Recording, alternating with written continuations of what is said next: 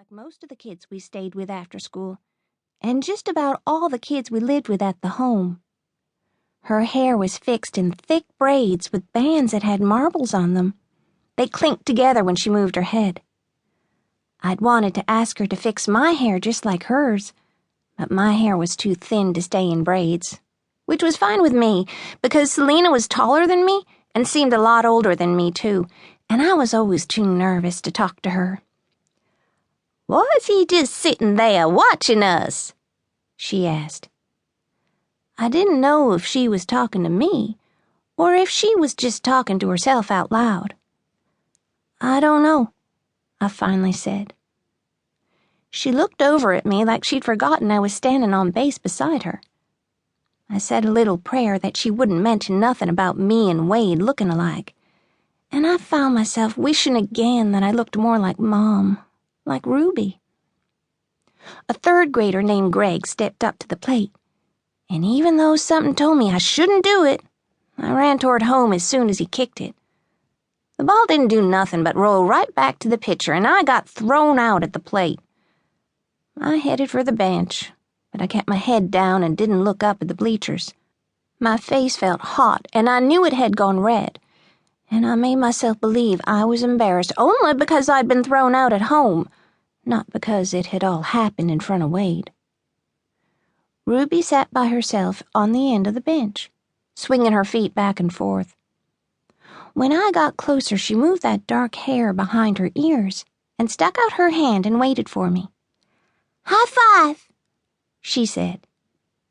I sat down beside her without saying anything, and then I bent over and dusted off my shoes. Ruby left her hand hanging just above my knees. "High five," she said again. "It's only a high five when it's up high." "All right," she said. "Low five, then." I gave her palm a little slap, and I looked up and saw Marcus watching me from the infield at second. He was wearing a white Cubs jersey with Sammy Souza's number and name on the back. The school year had just started, and it was only the third Friday in August, but Mark McGuire already had 51 home runs to Souza's 48. Me and Marcus were both rooting for Souza to get to 62 and break Roger Maris's record first. He smiled at me, but I looked away like I hadn't seen him. It made me nervous, and I pulled my hair back in a ponytail and let it drop to my shoulders. When I looked up at Marcus again, he was still smiling. I couldn't help but smile a little bit too, but then I heard a voice whisper my name. "Hey," it said. "Easter." It was Wade. He was leaning against the outside of the fence about halfway down to first base. Ruby looked up at him, stared for a second, and then looked at me.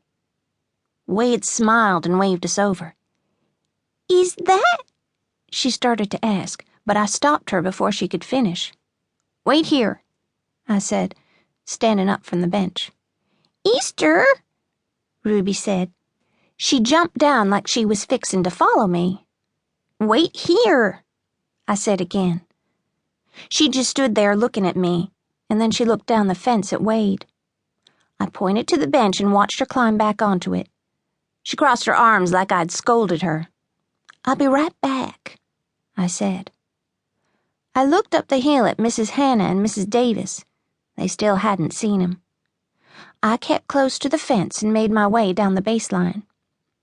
Wade had on an old blue Braves cap, and his hair, the same strawberry blonde as mine, stuck out around his ears.